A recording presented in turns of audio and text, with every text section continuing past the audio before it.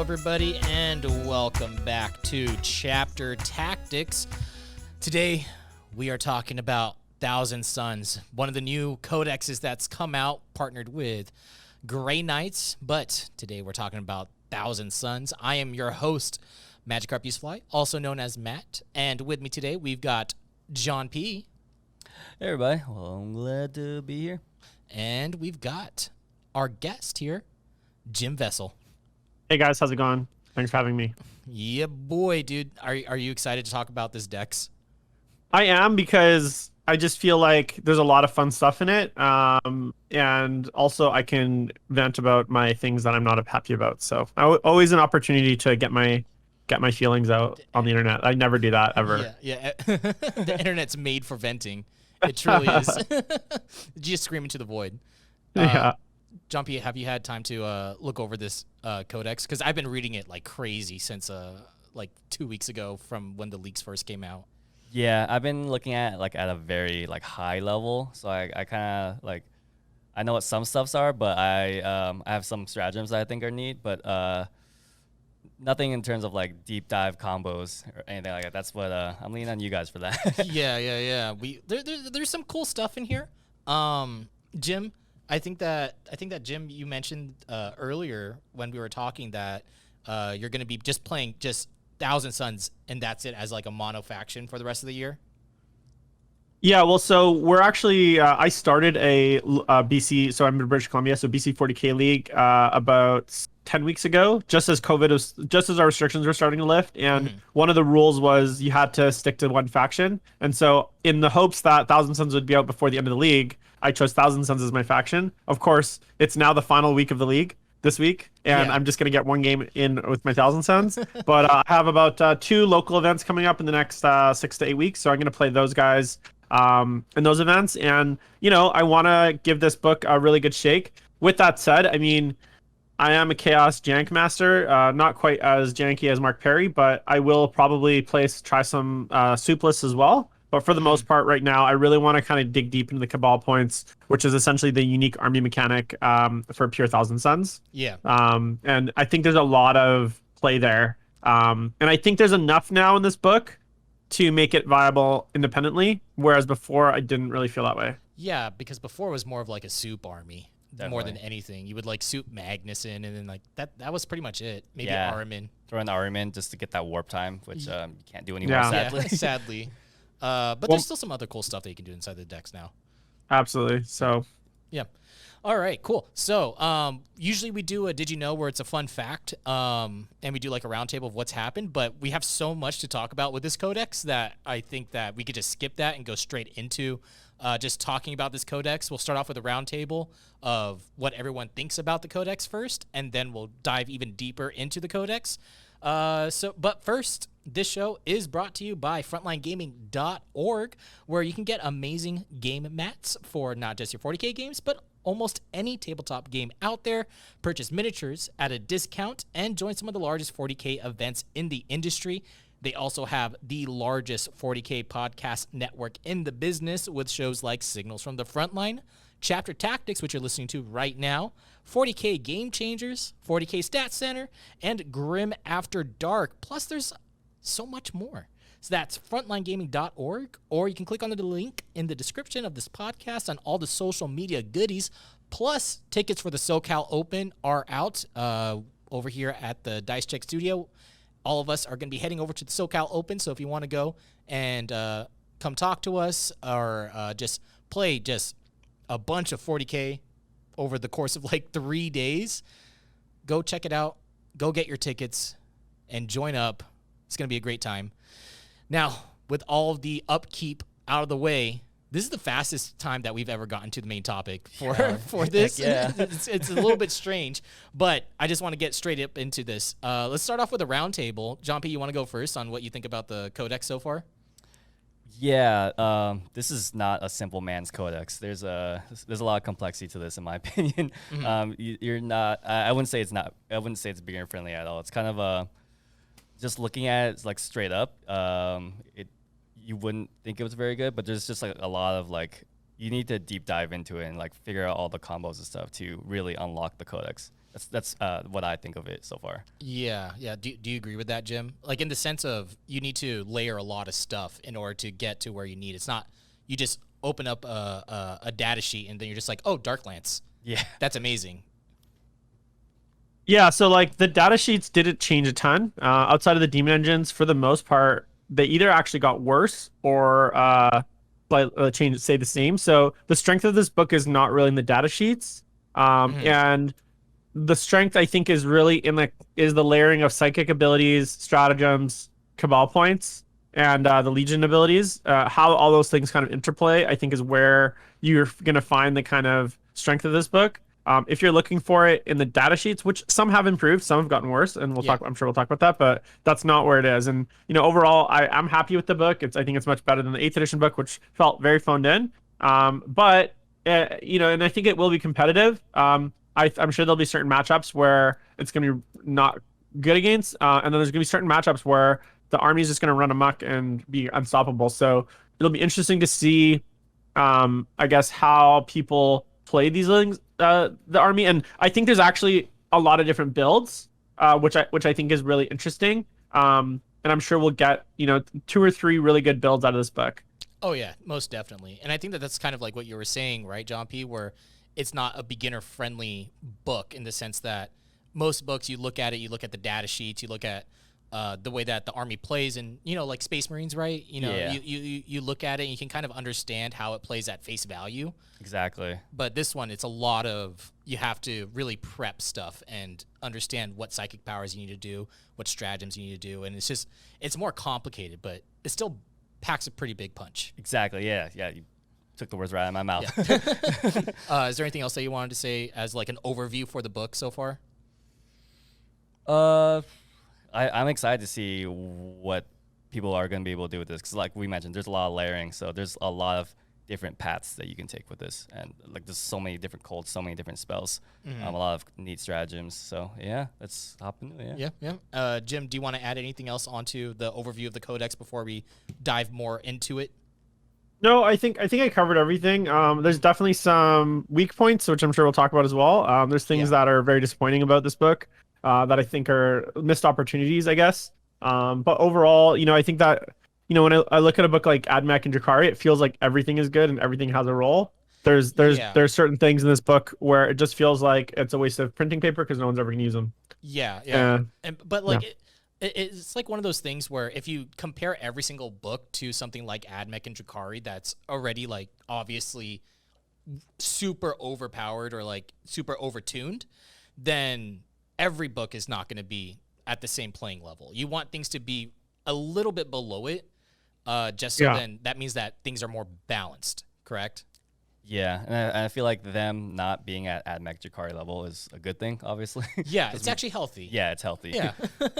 All right, cool. So that's our general idea. My roundtable part of it, I think that the book is good. I think that there's a lot of stuff that you can do with it. I'm very sad that Magnus isn't as good as he once was. I think that he's a lot less tanky than what he once was when it comes to like big monsters that have wings, right? You're looking at your Mortarian, your Bellicor, and then your Magnus, and like even like a Lord of Change. Magnus is like the least tanky out of all of them, which is really, really sad. But still a lot of cool stuff in here. And I think that the best way to go over this is to just kind of like talk about the stuff that we think is strong, and we could start off with the different cults on what cults we think that people are going to be using a lot of. Jim, do you want to go first on which cults you think are you'll be using? Yeah, and I think this is kind of I guess very Thousand Suns like the strength of the cults, which is the duality of this book, which is some things that are really good and some things that are really bad. And cults would be a really good example. So I feel like there's some very obvious winners here, and there's some very obvious losers. And it's so obvious that it's like, and the power difference is so big that I just don't see a time where people are going to use some of the cults. So for me, the kind of the top 3 winners as far as the cults are duplicity, change, and scheming. Those are and time. Sorry, those are kind of duplicity, scheming, and time. Those are for me my top 3 cults. Time has some really good jank with bringing back models. I think that's going to be really powerful. Oh yeah, Scheming, especially with Terminators. Scheming has the ability to fall back and shoot, which is super, super strong. Plus, giving OBSEC to basically the entire army. Yep. And then Duplicity obviously still has the tricks it has from 8th edition, which is being able to forward deploy, being able to redeploy, and then being able to teleport units across the table, which is incredibly strong in this edition. All the other cults, I'd say for the most part, you're probably not going to see a ton. There might be, Cult of Magic, which was kind of one of the powerhouses in the past, might see a bit of play, but for the most part, it just, the disappointment is that, you have 9 cults and 3.5 of them are good. And even that, in that case, they're not as good as like a Lucius or a Cult of Strife, right? Like they're good, but they're not changing really a ton of the way that you play. They're just giving you a little bit of tricks. So I would have liked to see more, I guess, effort put into the cults. Maybe even a stratagem, a cult specific stratagem would have been nice. The relics overall are, I'd say, from the cult part is generally garbage. There's maybe one or two relics, like but the CP, that's CP kind of my one. kind of like initial pass from the cult's perspective. Yeah, definitely. I think me and John P were going over some of the cults earlier, just like talking about them. I actually like Cult of Magic if you're taking something like Magnus, if like that's something that you want to do. I think that's the only thing that really he benefits from compared to all the other cults. But besides that, I agree that Duplicity and Time is probably the best, with Scheming being like probably like a niche pick, I guess, because some of these cults are pretty. I'm just gonna say it; they're pretty garbage. Like Cult of Mutation's pretty bad. What was the other one that we were talking about that was pretty bad? I think it might have been Prophecy, but regardless, you're probably gonna stick with Duplicity, and Time. And keep in mind, and I want to triple check this before I correct you, but I'm pretty sure named characters don't get any sort of cult benefits, so they don't have the right keywords. They have to have a great cult bracket in their keywords, so neither Magnus or Airman get any of the bonuses from the cults, which is really unfortunate. Wouldn't Magnus still get the psychic power for Astral Blast? No, because he has to have. He has to have keyword Thousand Suns Great Cult Psyker. Because he doesn't have the great cult, like essentially, like he doesn't have that great cult. He doesn't have the keyword, which is like a great cult, which is where you plug that in. So he doesn't actually get anything from the cults, which is really unfortunate. Man, which makes no sense if you ask me. He should actually have access to all the 9 cult powers. Yeah, if you ask right. me. Yeah. I mean, he gets access to all the disciplines, which is, I guess, cool. But not having access to also the different cults, like that makes his mortal wound output not as strong anymore. Yeah, and like in the lore, Ahriman is actually traditionally part of the Cult of Prophecy. So if you read the books, he's actually part of the Cult of Prophecy. So it doesn't make sense to me. Typhus got Harbinger, in Death Guard he got part of the Harbinger. Like Death Legion or whatever. So Plague Company. So it didn't make sense to me that Ahriman wouldn't at least be belong to his cult, but then have a similar rule to Typhus, where he could be put into like any other cult without breaking the rules. I thought that was a bit of a missed opportunity. Yeah, but at least Armin used to just be Magnus's towel boy. Now he's like his own. He's his own man now. Like he can just do whatever he wants. Independent. Let's go. Pretty cool. One thing that we did skip over is the Legion commands, because I think that these are kind of interesting, especially with something like the Exalted Sorcerer giving it an extra cast. I think is pretty cool. Only 25 points. I think that's fine. I think that a lot of the times that when you're building your list, you're probably going to be spending about like maybe 100 points or like anywhere from 80 to 100 points in just upgrades on just some of this stuff. What are your guys' opinions on some of these Legion commands? Most of them are garbage. So I think there's. Oh, go ahead. Oh, okay. I mean, I was just gonna mention like I don't know how to pronounce it. Rites of Coalescence, the one where you get to heal. Be pretty useful, especially with the Terminator. I also am a fan of the Ardent Automata, where you can shoot and perform an action. I don't know if performing an action is going to be really vital for this army or not, but I mean, I'm a big fan of stuff like that. Yeah. What about you, Jim? Yeah, so I think there's some strength here, and the ones that really stand out to me is Dilettante, which allows you to give a model an extra relic, and I'll come back to that in a sec.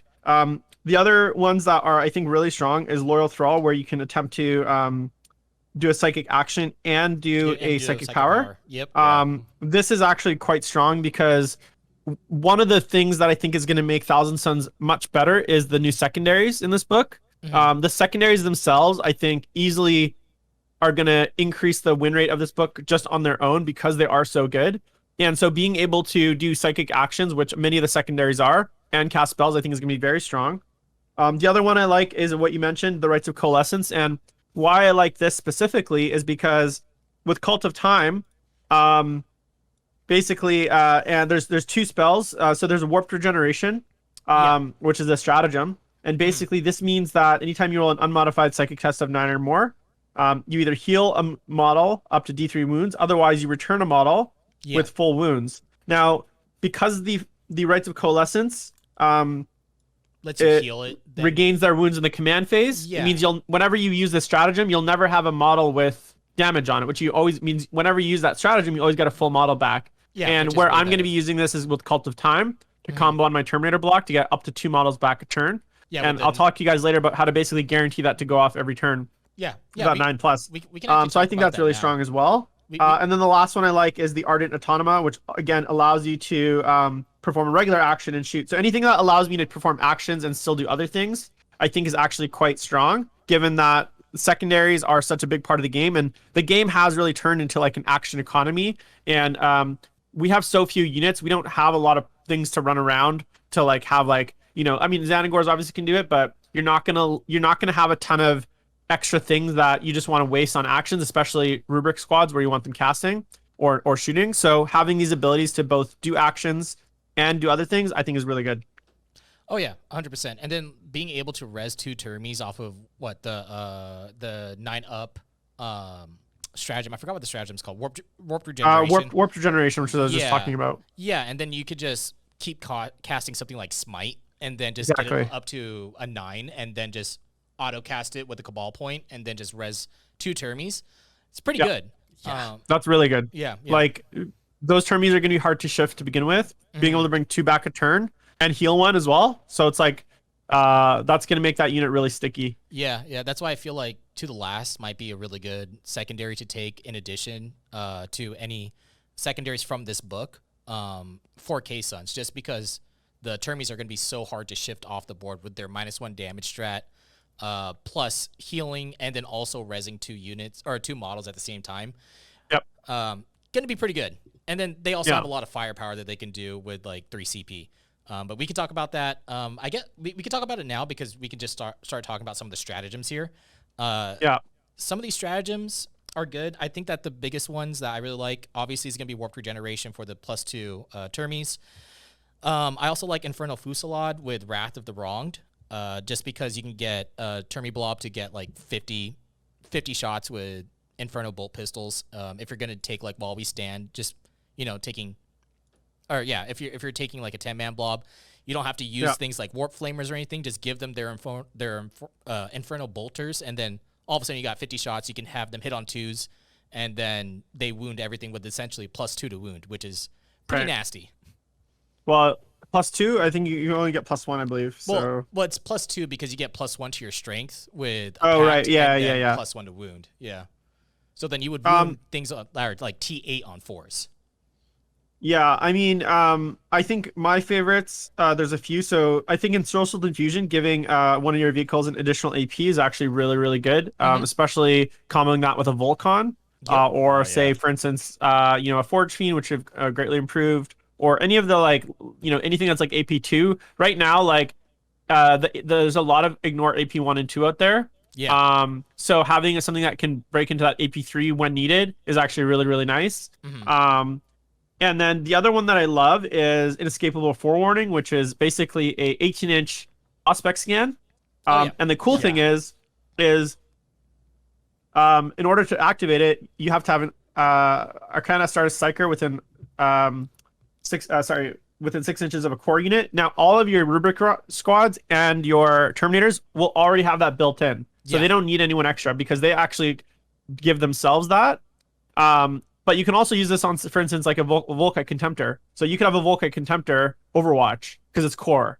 So it's Thousand Suns core. So that can really catch people off guard when they drop something within 18 inches of your Volkite Contemptor, and then you blast it off with, a like out of phase. I think that's really strong. So I think a lot of people will be yeah. caught off guard there. Oh yeah, definitely. Anything that can, it's just Auspex scan. Yeah, but bigger. Yeah, but bigger and like better because it's not just Infantry. It's yeah, core, yeah. which it opens up to a lot of things. And the 18 inches actually means that it gives you a lot more of like, you can almost block out 18 inches because like if you have a 10-man unit of Terminators, no one's going to want to drop anything within 18 inches of it because you're just going to blow it off the table. Yeah, you're with like a full shooting phase. You're like trying to bait them into deep striking lair essentially. Yeah. Oh, well, you're not really baiting them. It's more like you're making it so then they don't want to. Yeah, right? it's either like they have to take the Overwatch or the shooting, or they're just like, nah, I'm not gonna go there. Yeah, I'm not gonna go there. So that means like things like Eradicators, anything with like within half range, just you can't get within that range. Yep. So makes it good. What about you, John P? What stratagems are you enjoying?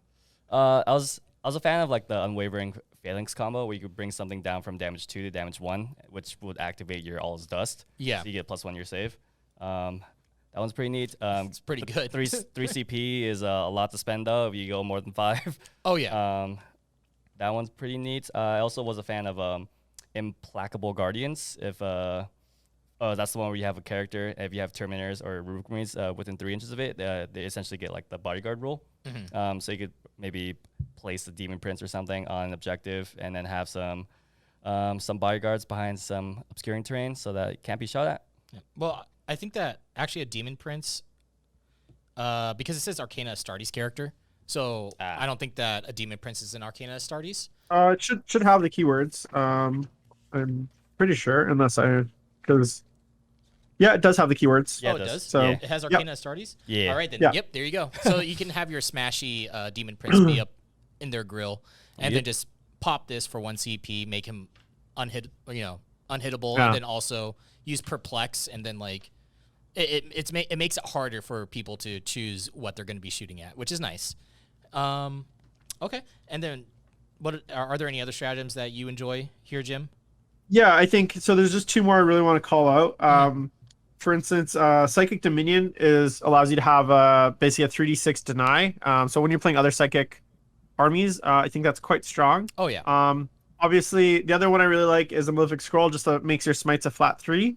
Then one thing that we haven't really talked about, which I think is not going to be used in every game, but is Schemes of Change, which essentially allows you to change your secondaries after they've been revealed. And that's 1 CP, and it's a before the game stratagem, which means you can actually use it all 3 times and change all of your secondaries. Now, if you're in a position where you have to change all 3 of your secondaries, you probably lost the game already. Yeah, You're probably that bad. But it can definitely help you throw your opponent off. Like, say you're taking, say they took something like a to the last, and and maybe you took something like Bring It Down, and they're just going to hide their 3 big vehicles. That are there to the last targets. Well, then you can maybe switch out of that to something a little bit more like defensive or aggressive, just depending on that. So I think that's just really strong.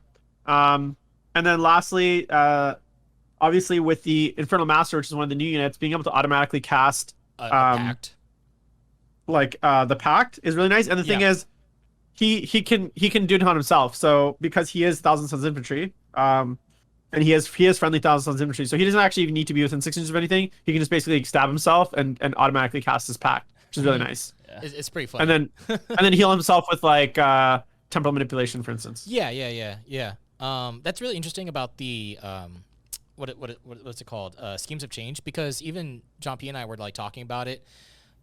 I feel like that to use this stratagem, it's like in a very, very specific like matchup, like what you were saying, when you want to change to something being more aggressive. I feel like most of the time, you're probably just going to roll up to the board with the secondaries that you're going to take regardless of whatever army you're going up against. But it's a nice thing to have in your pocket to have like every once in a while. Yeah, some flexibility never hurts. Yeah. What about some stratagems that you guys think are bad? Well, rest in peace. Like Veterans of the Long War, we knew it was coming. Obviously, it's gone up to 2 CP. Yeah. Only works on infantry, which sucks. I'm sad that we lost our fight twice from the Zangors and got replaced with a reroll to hit. That was which is Inhuman Savagery. Just the lack of Zangor stratagems in here just it's really really sad. It's something that I will talk about later as far as like my overall things that I think are really missed opportunities with this book. But the lack of like synergy with the Zangor, and I know a lot of like Thousand Suns players on like Thousand Suns Reddit or just they're like, oh, we don't Codex Zangors. I actually disagree. Like they're like, oh no, Thousand Suns players want Zangors in the army. I'm like, no, I disagree. I think that's actually a really cool part of the army, and that it creates a mixed force of very elite rubrics, and Zangors is actually where I imagine Thousand Suns to be, not just this like 20-man model army. And the lack of synergy with Zangors overall in this book, given that this army has so few data sheets, means that like two of the very unique data sheets, which are the Enlightened and the Shaman and the regular Zangors, those are kind of 3,000 Suns unique data sheets, some of the very few unique units that it even has. And the fact that they got nerfed and we have so little to actually make those data sheets viable means you're really pigeonholed into just like rubrics, scarab occults, and the characters, and then just regular Chaos Space Marine stuff, which kind of feels kind of bad. Like we already suffer from lack of data sheets. And it would have been nice if all of the Thousand Sun specific ones had a lot more synergy in play.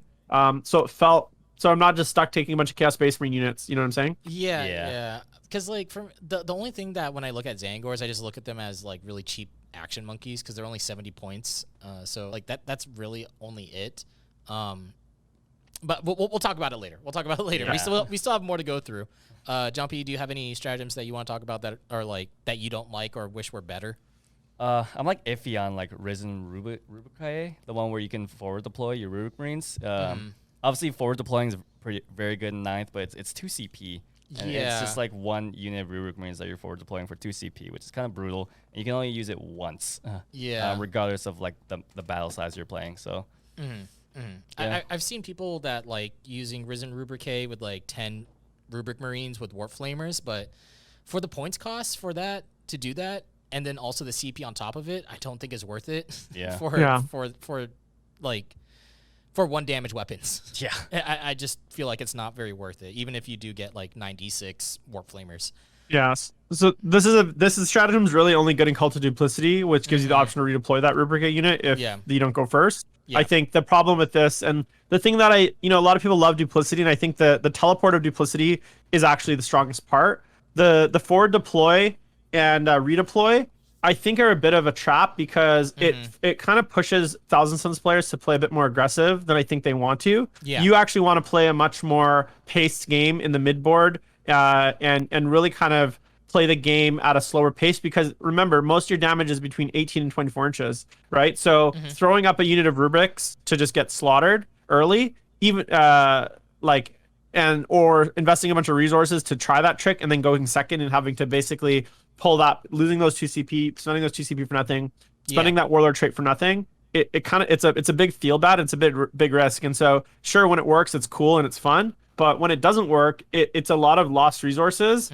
And if you're playing at a very high level, you want consistency in the way that your army operates. You don't want these kind of like these kind of matches where it's like oh, if I go first I win, and if I go second I lose. You know what I'm saying? So I for one think Duplicity is good as far as the spell, but I think the Risen Rubricae redeploy trick is a bit of a trap. Oh yeah. And you just be careful. Be careful that you're not like relying on that to like win you games, right? Yeah, definitely. Okay, so so those are the stratagems. We got to keep going because there's just so much that we need to talk about here. These Warlord traits. What are your guys' opinions on these Warlord traits? We can start. Go ahead. Some of them are okay. If you're taking Magnus, obviously you don't get he gets 3 of them. The -1 damage is like okay.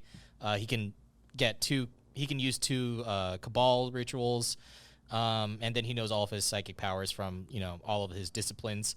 I think that the ones that I really like are the 3-up invuln one for a turn, which is really good. You could put that on something like a Demon Prince, and then just have him have a 3-up invuln at any point when you need to. I also like Aether Stride, just 3 inches to the move, gets to fall back and charge. Yeah, and you pretty fly. Good, and you fly. Yeah. So yeah, those are pretty good. What do you guys on any of the Warlord traits? I can go. Yeah. Sorry, go ahead. Sorry. Go ahead. Yeah, I mean, the one I really liked was Aether Stride, just getting that 3 extra inches of movement, and Matt already mentioned it, falling back, charging, and flying. It's a neat way to get like wings on your Demon Prince if you don't want to pay the points for wings. Throw up Invuln also pretty neat. And then what was it? Arrogance of Aeons is the ritual one. Yeah. And this is just off of just the regular Warlord traits. We're not even talking about the Cult Warlord traits, which are pretty good. You know, like something like Immaterial Echo. That's the one where it's undeniable on a 9 up. The next thing that you cast is undeniable, which is pretty cool. Yeah. What about you, Jim? Yeah, so I think the combos I really like, Aether Stride to make like a budget flying demon prince. So 35 points for the wings, or 1 CP for essentially 1 less movement and all the same abilities. I think that's nice. I do like Undying Form, -1 damage combined with the, we haven't gotten to the relics yet, but the Conniving Flight, that's going to get on a demon prince. That also makes him quite tanky. Makes him kind of hard to kill. So if you're doing like a combat demon prince, I like that. I do actually really like some of the other ones, especially when comboed with, I guess we'll talk about relics next, but the Chronosautorum, which is essentially a relic that lets you pick an additional warlord trait. And I think having an additional warlord trait, there's enough here that it's there's flex. Seeker Shadows, so I'm going to be running probably a Zangor Shaman. He'll be kind of like an action monkey. So having Seeker Shadows on him so that he can basically roll 3d6 on his psychic actions is really nice. And then you can obviously combo that with abilities that let him use actions or etc. So I think that's really nice as well. Yeah, and then also you can generate 1 additional Cabal point, which is always nice. Because the amount of Cabal points that you can get in this army is insane. There's so much that you can rack up. You're like looking at like on an average like 20 Cabal points, which is crazy because there's so much that you could do with them. We have the Litanies here. Looking over these Litanies, I think I only like the +1 strength one, and then being able to reroll a dice later on in the turn. Those are the only 2 that I would take in terms of giving him a relic to have him cast 2 packs, and that's pretty much it. Those are the only ones that I care about. What about you guys? So the relic actually only lets him have an additional pact. It doesn't let him cast an additional pact. There's no way to actually cast 2 packs, which is really unfortunate. Oh, I thought that it also let him cast 2 because he's... Oh, yeah, because it doesn't say that he can only cast 1. It just says that he can cast a pact. So I thought that maybe he could cast 2, but you're right. I'm pretty sure, because he comes with 2 packs to begin with, right? So for me, I agree. I think Glimpse of Eternity, the fact that you can have any sort of dice rerolled is actually really strong. Malefic Maelstrom is good. The only other one that I really like, I think, is the Cape of Inks. I think in certain matchups could be good. Being able to take away Overwatch or cover from a unit, like say you're playing Admech or an army that has a lot of cover. I think that's quite strong. The other ones, again, are very situational, but for me, Glimpse of Eternity and Malefic Maelstrom are my 2 picks almost every game. I wish there was a way to switch out a pack mid-game, but unfortunately there isn't. So then you can flex it. Yeah, I thought that he only had 1. I thought that he only knew 1 pact. Huh. Yeah, you're right. Yeah. Then there's no point in taking the relic where you need an extra pack when you're only gonna take 2. Yeah. So okay. Yeah, the +1 strength is what's really good, just because you can get extra strength on any of your ranged weapons. It's what's gonna make Termies get +2 to their wound, basically. So that's the only reason why I like it. Let's go over relics, because there's a lot. There's a lot of relics here. We can start off with Jim. What relics do you enjoy the most? So, I'll just quickly say it. All the weapons are basically garbage except the Force Stave, the Incendium. I actually like that if you're gonna build a Flamer Bomb, give that to your Aspiring Sorcerer with the Stratagem. So there's a Stratagem that allows you to give an Aspiring or Scarab Cult Sorcerer a relic. Now this is a good one for him because he doesn't get a regular Flamer, so he just has an Inferno Pistol. A Warp Flame Pistol, which is Strength 3. So by giving him this relic, instead of having, say, on a 10-man 96 Strength 4, you have 96 Strength 4 and then 1d6 Strength 5. So I like that as part of that Flamer Bomb. But other than that, all the weapons are garbage. I just want to be straight up with that. Yeah. There are some really, really nice ones, though. Athenian Scrolls, I think, is basically a must take every game. Mm-hmm. There's so many stratagems that key off certain casts, whether it's a 9+ or other things. So I think having Athenian Scrolls is really, really strong. The ability to the Thitterigery, whatever I know how to say it. Yeah, It's like 1,000. It's 1,000 constants. I think that comboed with Aether Stride is really good because it allows you to fall back, advance, and cast and charge. And you can consolidate up to 6 inches in any direction, which is good. Now, if you're really sneaky, a really nice build for like an Exalted is to take a Cult of Prophecy Exalted on a disc, give him the Guided by Whispered Warlord trait, which lets him, anytime he's charged, make a normal move up to 6. Give him the Warp Weave Mantle, which means he can't be charged unless you roll a 9+ unmodified. And then give him the ability to, so those two combined. And this other one essentially allows you to basically have a super mobile model that basically can't be charged unless they roll a natural 7 or 8 on dice. Because in any other scenario, he can either move away 6 inches. If you're really smart, you keep him near some high terrain, and you just fly him up top to the terrain, and then they fail their charge.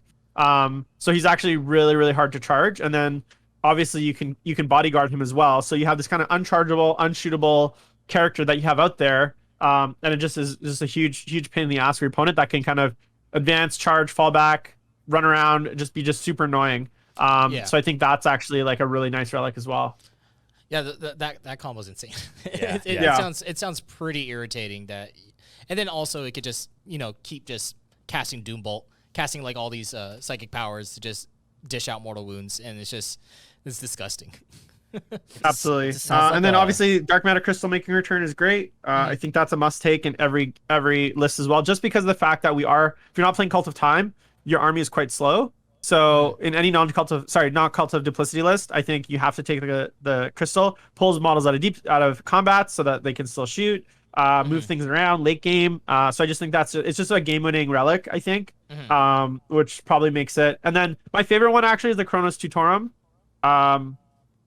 Yeah. So those are kind of I think I got all the good ones. Sorry, guys. Yeah, no. It's all good. There's also some other cool ones. But yeah, the Chronosautorum, that's the one where you get the 2 Warlord traits, right? Yeah, and the nice thing about this is it's not like you only get that Warlord trait that phase. You just get it for the rest of the game. Yeah. So at the start of the game, you can decide to use it and say you get an extra spell if you're playing certain opponents, or say you're playing an opponent and you want to spec in, that you think you're going to be in combat, you save it for the 3++. Or there's other ways to use it. You can also give your faction your Cult Warlord trait if you need to. Because it's allowed to take that as well. So yeah, I just want to reiterate, like, some of these weapons here are pretty bad. Like the Scalox. What? How do you pronounce Scalox Talon? What is it? This thing is so bad. It's just strength times 2, 0 AP, 2d3. I don't know what you're gonna hit with this in order to like get value. It makes no sense at all. No, it's pretty bad. The Talon is in its name and has 0 AP. Yeah, it's a really dull Talon. That's what it is. Yeah, it needs to be sharpened. Yeah, I do like Eagle Guns, or some of these I don't know how to pronounce most of these names. Eagle Guns Orrery. That's the ignore hit rolls, ignore any modifiers, then also ignore anything that reduces damage. So if you shoot at anything like a Dreadnought, they don't get Duty Eternal. Death Guard. Yeah, Death Guard. That's pretty cool. And it's just it's an aura, so pretty good. I like that one. Yeah, the one thing that I don't love about this one relic, and I think is that you have to select the enemy unit has to be selected at the start of the command phase. It's not like the aura activates at the start of the command phase and then you get it for the shooting phase. You actually have to select the unit that's visible in the command phase. So like turn 1, if you're say hiding your character and you want to move him to get like an angle on something, you won't be able to. So that's the one downside of this, is that you have to be smart about where you're positioning kind of on the previous turn. And on the nice part though, it is unlimited range. So anything on the table that you can see. Yeah. So that's pretty cool. I also like Paradoxical Chatterfowl. Who came up with this name? But it's just you have your character that can heroically intervene into something, and then just reduce the weapon skill and ballistic skill by D3. So you have your -1 to hit, right? But then you can also reduce it by another D3 because it doesn't reduce it by adding extra modifiers onto it. Right. It just reduces the characteristic. Yeah. So Exactly. that's actually pretty. That's pretty powerful for melee combat. Yeah, I think the one thing that hurts is it's infantry only. Like this would have been super cool to put on like a demon prince, Oh yeah, but yeah. I mean, I think you're only stuck with like arm and or whatever else can be put on. Well, yeah. I'm pretty sure that you're probably going to want to put them on discs anyways. Yeah. And then if you put them on discs, then they lose infantry. So Right. Oh, the they wouldn't cavalry. they wouldn't get it anymore. But if you just have like a slow moving sorcerer just like moving around the board, You can make like a pretty beefy Exalted Sorcerer on foot with like the Legion command, giving him +1 wounds and attacks. Plus you can give him I think there's a like, you know, maybe give him Aether Stride so he's running around. So technically he's on foot, but he's kind of flying. Yeah, He's just moving moving 9 really inches, fast. so that might be not actually too bad. But yeah, it is definitely not like it's definitely situational. it just makes your tanky stuff a little bit more tanky. That's all it is, which is cool. Yeah. All right. Those are all the relics. Are there any other relics that you guys want to talk about before we go into their discipline? Well, sadly, the best relic in this entire book is the Crusade relic. They have a. Yeah. I'm like, I know they know how to make good weapons because there's one in the Crusade that is basically a force stave that is ×2 AP2 flat 3 damage, and I'm like, that's amazing. Why can't we right? have that? Yeah. Like, that's what a proper relic weapon should look like, and it's also got a shooting profile. I'm like, that is a really great relic weapon that I would expect to see in a lot of other books because. You know, you look at Dark Eldar with like Djinn Blades, AP3, 3 damage, like plus strength. I'm like, why can't we have something cool like this? I don't think, is there anything in this codex where it's going to be 3 damage in melee besides Magnus and some vehicles? I think the Demon Prince with the sword, Hellforged sword, is the only other thing. Is that the only one? Arm and his staff, his black staff. Yeah, black staff. Those are it? Yeah. Man, that's unfortunate. It's just 1 3 damage weapon. That's all I want. Why don't the Terminators have a 3 damage weapon? That doesn't make sense to me. Yeah, the Seer's Bane is not too bad. The problem is, again, it's D3 damage. So at that point, it's like, you know, and you only get the extra strength and bonuses against Psyker units, which, you know, is not a ton, but could be fun. Yeah, the D3 damage. It's D3. I'm surprised that D3 even stayed in this codex. Okay, so let's talk about these disciplines because there's a lot. There's so many disciplines here. There's so many psychic powers here, and they're all really, really good. There's some really good ones. There's some that are pretty bad in the sense of like there's no point in trying to cast it when you can get off other buffs. We don't really have to go over every single one, but maybe we could talk about like some combos or what you're probably going to be casting a lot of. Yeah, so we could start off with that. Jim, do you know any psychic powers here that you really want to talk about, and also stuff included with their cults? Yeah, so I think a combo you're gonna see often is the combination of Temporal Surge, which is the movement, with Perplex. So the Perplex essentially allows you to pick a unit within 24 inches, and then it can't shoot anything more than 24 inches away. Yeah. So where this is helpful is you throw up a Exalted Sorcerer, you cast your Perplex, and then you fly him back, so that you're kind of in with that 24-inch range, and then you fly him out of that range. That I think is a really strong little combo. I'm really sad to see the nerf to Doombolt. To be honest, I really love the half movement no advance. Yeah. But now it's just and then go ahead. But now it's just like flat 3 mortal wounds. Yeah, which is nice. Yeah. And then the only other one that I'm glad that we kept some. Like I was really worried we'd lose things like Death Hex. Obviously, we kept in Twist of Fate. Yep. And then the 6 inches to rapid fire and heavy weapon spell and pure guidance, I think, is really underrated because that also works on vehicles as well. So being able to say, for instance, have your ectoplasm cannons shoot 42 inches, or have potentially shoot like your bolters 30 inches, I think is actually really strong. Again, combined with things like Perplex, where if you're at that 30-inch range and they can't shoot past 24, right, it forces them to move and come into your kind of kill zone of like 18 to 24 inches. So I think those abilities where you can kind of force your opponent forward, I think is going to be very important in how the Thousand Suns army plays. Yeah, because you're going to be playing mostly for the mid board. And then Exactly. yeah, and so the closer that they are to the mid board, obviously the better that you're going to do. And so it's mostly like more of a castling type of army almost, where you kind of just stay mid and then wait for them to come to you, which is good. Weaver of Fates got changed. No longer +1 to your invuln. Now it's just a 4-up invuln, which I'm okay with. It's fine. Doombolt with the Cabal, you can cast it twice with 2 different models, which is pretty good. So that's 6 mortal wounds that you're looking at just right off the bat, off of just doing Doombolt. So Right. Bolt. It is closest enemy unit now, though, unfortunately. So no more. It's not. We lost one of our Doombolt was previously one of our targeted smites, Yeah. where you can pick up characters. So losing that targeted ability sucks as well. But Yeah, I'll take it. but yeah, It's now 6+, which is basically a 5+, which is really cool. Yeah, and then also like if it didn't have the closest enemy, it'd be pretty strong to just deal 6 mortal wounds just like right off the bat to a character, just like to any character that you choose. Especially since you can increase your psychic range by like 6 inches with the Cabal. So, just a 24-inch Doombolt. Just Doombolt. Yeah. What about you, John P? Are there any psychic powers that you really enjoy? I like Swelled by the Warp. I like the description of it. It's just like that warrior's form expands with iron hard muscle. A pretty neat thing to put on like a Demon Prince or something. Just give it that extra attack. Smash some more things up. Make them buff. Yeah. And gives it +2 strength too. Yeah. So what? A Demon Prince is T7? Yeah. Strength 7. Strength 7. So it'd be hitting. I mean, he's already gonna be over strength 8 anyways because of his weapon. Yeah. But, I mean, it's just the +1 attack. Yeah, +1 attack. +1 attack's pretty good. Temporal Manipulation. It's okay. I mean, like if you want to heal something, you can heal something if you need to. Most of the stuff that you're healing hasn't access to heal themselves anyways. And then you can't heal vehicles, which kind of sucks. But again, if you're taking Magnus, you can heal him. You can heal him, I guess, which is fine.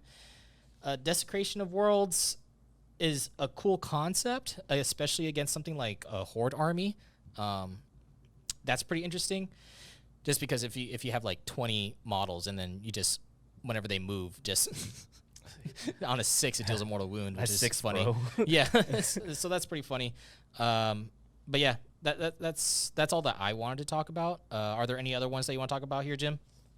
Not really. Yeah, I think Desecration of Worlds and Psychic Sock are kind of the 2 stinkers to me.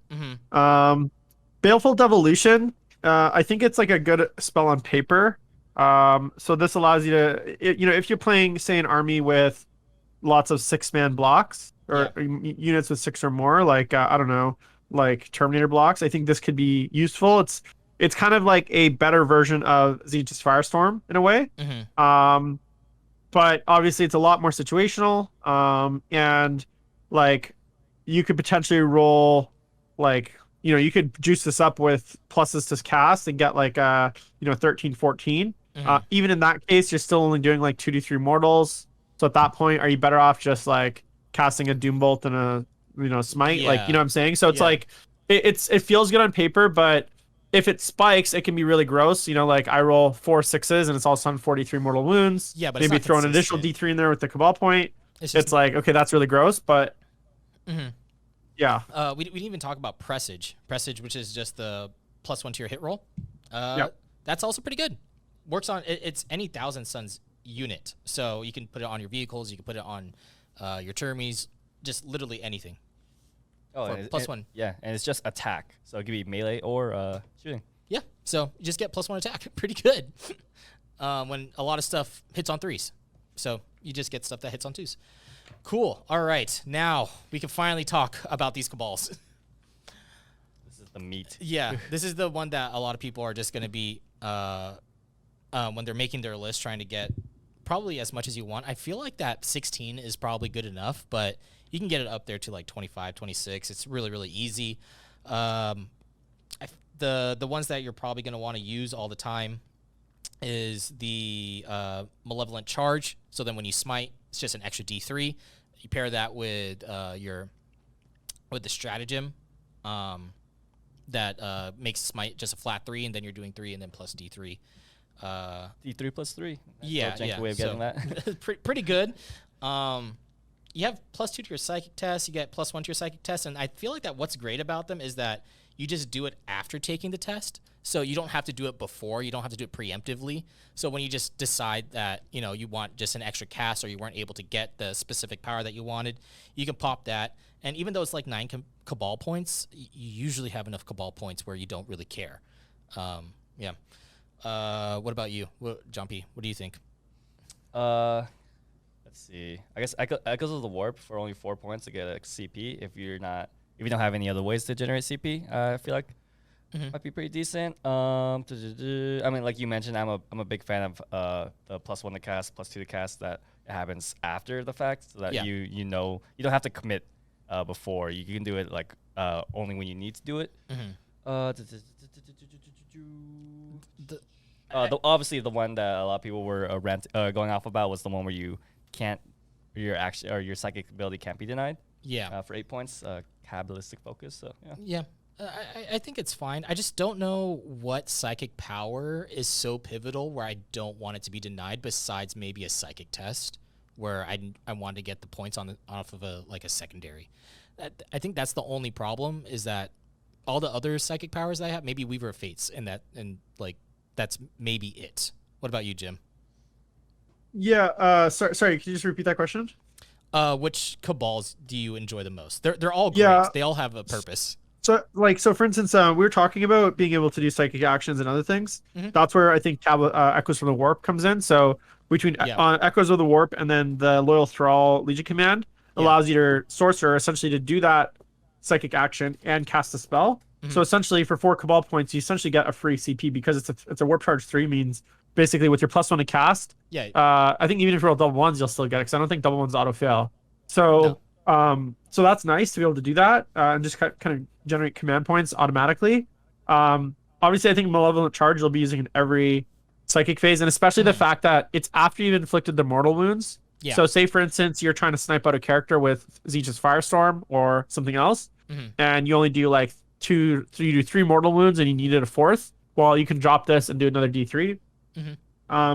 Obviously, Psychic Maelstrom and Kabbalistic Focus, I think, are both really strong. Being able to double cast a Witchfire, so double Doombolt or double Zeech's Firestorm, which are really the only or Gaze of Hate. But Kabbalistic Focus and Pact from Beyond, I think those are the 2 strongest high value ones. Yeah. And we were talking about kind of total Cabal points. So most of the lists I've written have been between 15 to like 20. I think anything more than 20 and you end up with not enough other stuff on the table, and I think your list is going to suffer. So I think, having one kind of budgeting for like 2 3 to 4 point powers, or 2 3 to 5 point Cabals, and then one of the bigger ones per turn, I think is about what you want to aim for. Yeah. And don't forget, as the game goes on, you're going to lose Cabal points. So like you're not going to have your full range of Psychers and units on by turn, at turn 4. Yeah. So don't expect to have that full 17 points all through the game. This is where I think definitely having thank God Icons of Flame actually did do something good. Yeah. So I would definitely, if you're having Rubric squads, definitely give everyone an Icon of Flame. So those are kind of the big ones. The Wrath of the Materium, I mean, if there's like a must cast spell that you have to get off, it's great, but I honestly wouldn't use it unless it's like absolutely necessary. Or say like you can kind of combo this. This is where it's cool. Obviously with Kabbalistic Focus, it can't be denied, but if you roll, say, like a 9 on a psychic test, with Wrath of the Materium, you get +3 because you get a built-in +1, so it also can't be denied. So essentially, you have 2 ways to cast undeniable powers, and 3 ways with Cult of Time. So it can get kind of nasty with you just being able to dump all these powers and they can't stop them. All right, Cabal's done. We are finally at the data sheets. Let's go. Let's go with these data sheets. Let's just go through the stuff that we really like, and then we could talk about like Zangors after, I guess, like of how much we're a little bit sad with them. Also, we could talk about Magnus at the end as well. But as far as all these units go, what are you guys looking at as your must takes, and what combos are you looking at to run with these different types of units? We can start off with Jim. Well, I think most improved is probably the Exalted Sorcerer. I think in previous editions, like sorcerers were just better budget picks, and then you didn't really need the reroll ones for a Yep. lot of stuff because you just didn't take rubrics. Mm-hmm. So Exalted Sorcerers I think are much improved, especially because a lot of the buffs and abilities to actually like they are essentially kind of like a do-it-yourself character. You can create a lot of various combos with them. So I think Exalted Sorcerers are great. Armin, I think he's still good. 180 points is steep with a disc, but he is still a boss. Yeah. Yep. So I definitely think he has a place. I think ultimately you have to decide is if you have points available, two Exalted Sorcerers might be better. But if you want to spend CP and points, if you want to spend more CP, go with the Exalted because you can use CP to kit him out. Or if you want to save CP and start with more CP, go with Armin because he's kind of a budget Exalted. He's got a lot built in. Yeah.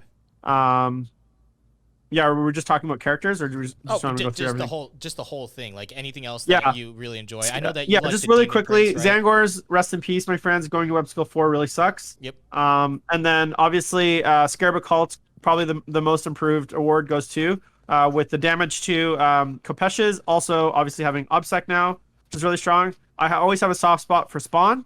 And then obviously all the demon engines really got improved, especially things like Forge Fiends and Mauler Fiends. I really wish Defilers, like I have 3 of them for my Death Guard. I really wish the models weren't so hard to move. Yeah.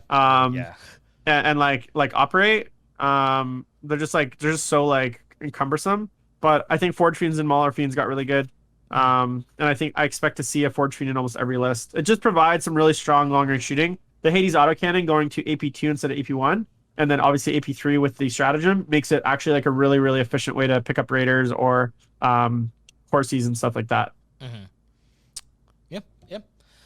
I feel like for me, I think that Armin is just really good. I really like him. Exalted Sorcerer is also really good for a budget. The Demon Prince I feel like has a place as well. You really can't go wrong with a lot of these HQ units. The Demon Prince, just like you can make him a beat stick and just have him fly around the board and just whack stuff, and just kind of like just cause pain to your opponent. And then Rubric Marines, I feel like that a lot of people like Rubric Marines.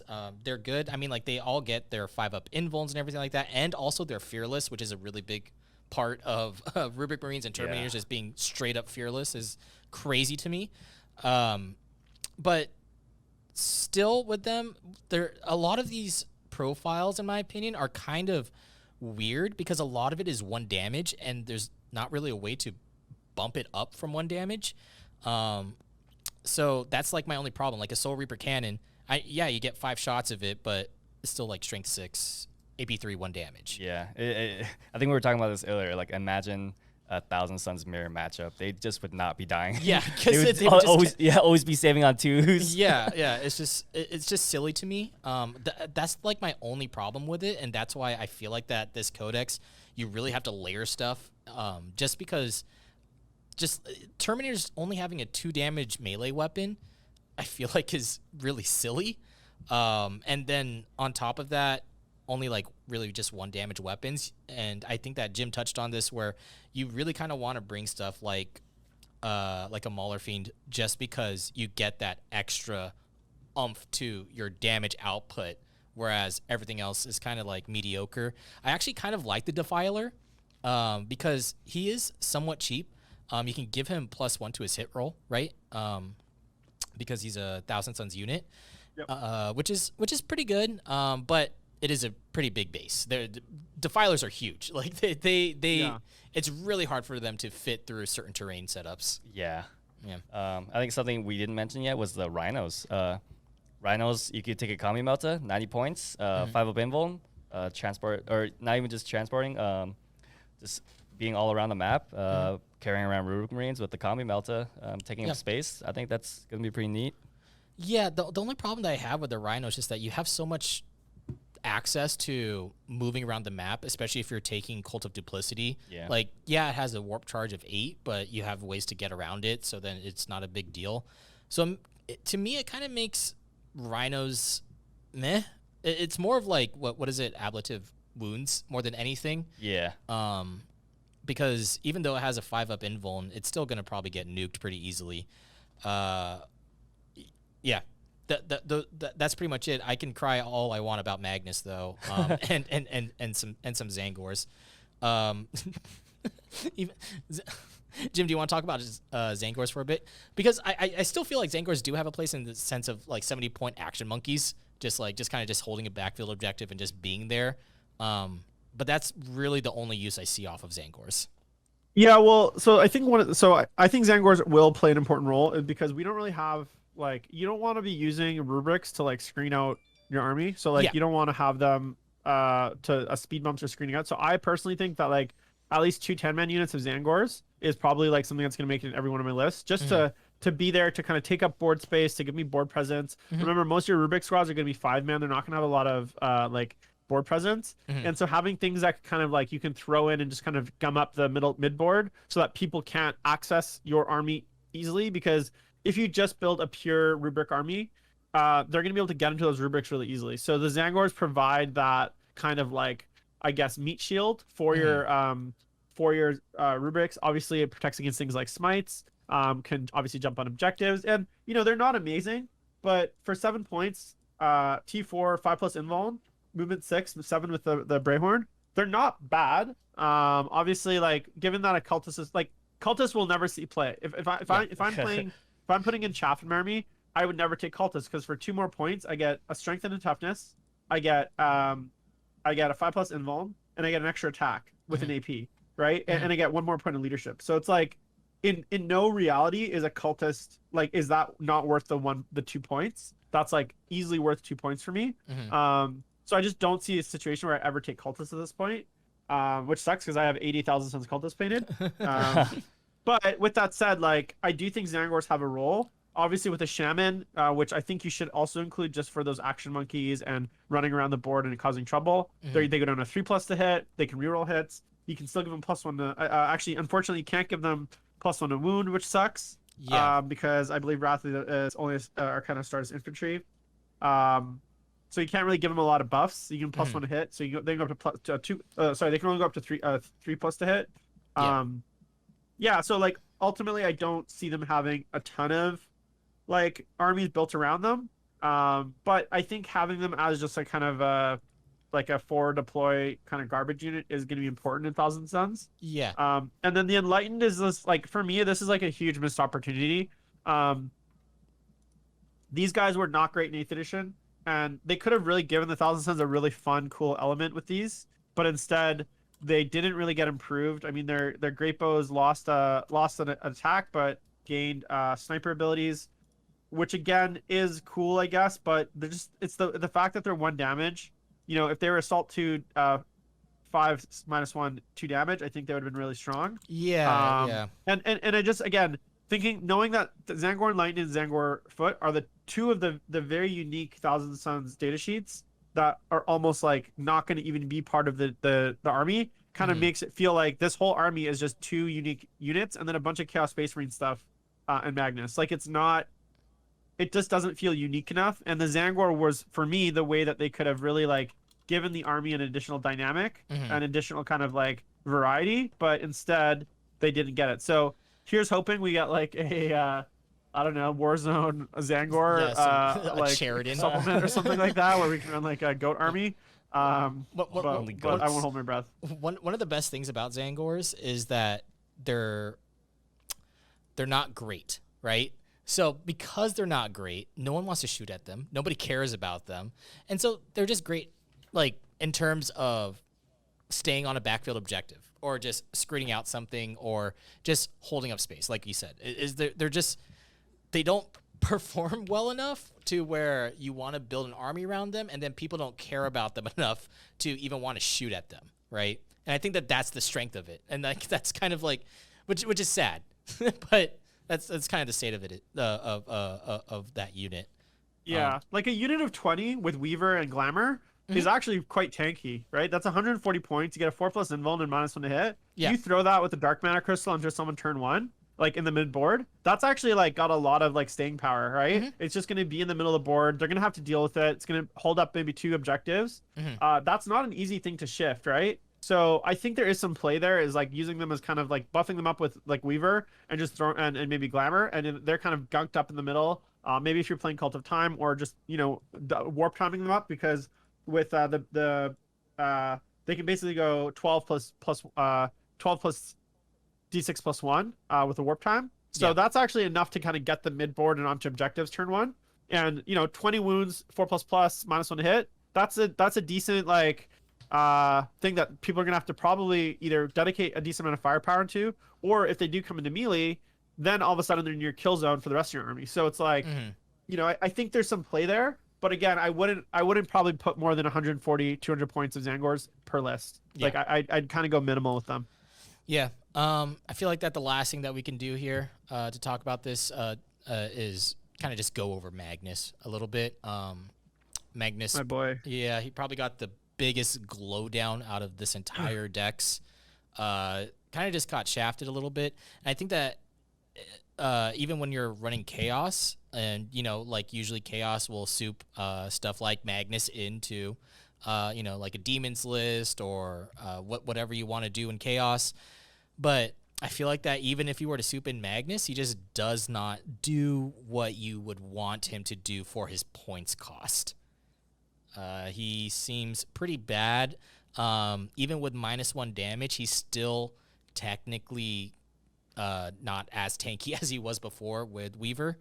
And then on top of that, he can still he can cast 3 psychic powers, which is cool, but you're also taking away 3 warlord traits from your army that are also really good, that can be used on other characters that you're running and probably perform just as well and at a cheaper points cost. What do you guys think about Magnus? Yeah, I have to agree. I have to say the artwork, the Magnus artwork, I don't know if you guys can see this. In the very front, like on his data sheet, is probably one of the coolest pictures of Magnus. Like that, I saw that and I was like, man, it makes me so sad that like I don't get to use it, because it's just such a cool piece of artwork. But overall, I mean, T7 -1 damage and 18 wounds that can be shot from anywhere on the board. That is essentially killing 2 Contemptor Dreadnoughts, right? Like it's not in a turn. Like it's not, that can't hide. Like that's essentially the same amount of damage absorption. Obviously one slightly better invuln. Yeah. If you think about what armies could pick up 2 Contemptors with 4+, a lot can do that. So I think he's gonna die almost every game, turn 1 or turn 2. The loss of warp time also means you can't null deploy him anymore. So some of the defensive strategies you could use before is like put him on the very back board edge, maybe outrange a lot of the opponent's stuff, and then launch him up to 32 inches and do all his damage from 24, because he's got that 24-inch range. Yeah. Now he's only got an 18-inch range, plus he can't warp time. So now all of a sudden his threat range went from like a 54-inch threat range to or 56-inch threat range to basically like almost halved his threat range, right? So now it's like 18 plus 16, so 34 inches. Does he have 18-inch movement? I thought he only has 16. No, he moves 16, but he can cast it up to 18. Whereas before he could move 32 and cast 24. Oh, okay, that's what you're saying. So it's just like his spell range, his spell ability to like impact the game is just reduced. And that 32 inches on these small boards, like he basically could get anywhere on the board, right? So like he was able to play in a lot of scenarios and threaten turn 1 or into turn 2. Now you're gonna have to march him up at least 2 turns. Yeah. You're taking if 2 you turns null of deploy him firepower. or strategic reserve him, in which case, yeah, it can happen. But if your opponent's smart, they can definitely like I honestly think if you play Magnus, you have to put him in strategic reserve against most armies. Oh yeah, and then that you're spending like what? You get 3 CP 3 probably. CP, 3 that, CP. yeah. You're saving 3 CP for putting him in a supreme command, and then you have to spend 3 CP to put him in reserves. So it's just okay, cool. Yeah, if you'd been T8 or just had a built-in like 3++ or had warp time, like one of those 3, he would be better. I think could have just put him enough over the edge where he would have been playable, but just not having any of that stuff, it just makes him just really, really hard to play with. Oh yeah, definitely. Yeah. Do you have anything to add at all, John P? I don't understand why these Primarchs have a 3-up save. I don't know. Yeah, but that's all I had to add. yeah. It's the only sad part about him. It just sucks.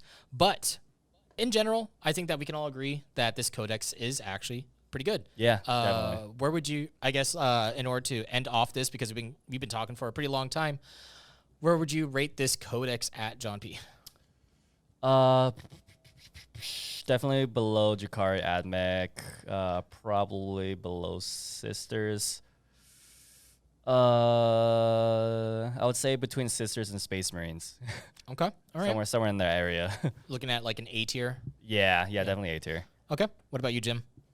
Yeah, I would put them up there. I think actually into something like Space Marines and Sisters. So I think into Space Marines, they're just going to destroy Space Marines. I think the amount of mortal wounds against like a low model count Space Marine army is just going to be devastating. And they also have that secondary that like completely destroys Space Marines that bring a librarian nowadays. Yeah. Yeah, and like I think against armies with 0 psychic defense, Necrons, like Tau, obviously Tau Necrons are bad, but even against like Drukhari and Admech, I think they have some play if you're smart. Mm-hmm. All is dust, all those Admech guns are down to 1 for the most part. You have enough damage shooting to potentially to put out chickens. You can get, there's just enough tricks there. I think against Drukhari, they actually might have play. So I'm excited to actually get them against some tier A armies. But yeah, I would say that they're like A tier, not S tier for sure. That's kind of belongs. And then Sisters is interesting. I'm not sure which of the orders is the one that gives the 5+ deny. I think Sisters, the problem with Sisters is like if they roll some 6s on that stupid deny, like just get lucky on it, it could basically lose you the game, even with your auto casts, right? And obviously I have a 4+ like cancel spell as well. Or if you run into the faction that has the 5+ deny, I think is just like your basically game's finished. Yeah. It just really depends on what type of Sisters you're going up against. Which is why I think it's important that like I actually think you need to run a more balanced list with Thousand Suns. I think a lot of people, I've seen some lists where it's like very 9,000 Cabal points and like 13 casts. And I'm like, you know what? Like, but they have like no shooting, they have no close combat, they have no other kinds of elements. And I think why you need to run that kind of balanced force is because when you run into one of those lists with a little bit of psychic defense, and here's the thing with psychic phases that a lot of people forget, you're still rolling 2d6, which means it can be very, very streaky. Yeah. Like even with I've had single psychic phases that have lost me entire games because they've just gone so poorly with my Thousand Suns. So you just got to be ready to have that one bad psychic phase, and you can't have your whole army bank on one bad psychic phase, or a psyker blows up and all of a sudden, lots of kind of chains from there. So yeah, perils. Perils. All right, guys. That is going to be the episode for today. Pretty long, but like I said, we had a lot to go over, going over this entire codex. Jim, if you would like to plug yourself, where can people find you, and everything like that, please do so now. Perfect. Yeah, so I stream 3 or 4 times a week on Twitch at Duplicity Paint, and also on YouTube at just search Duplicity Studio with Jim Vesal. I do some YouTube, some painting tutorials, mostly competitive content and kind of variety content as well. But yeah, give me a follow. That would be great. Heck yeah.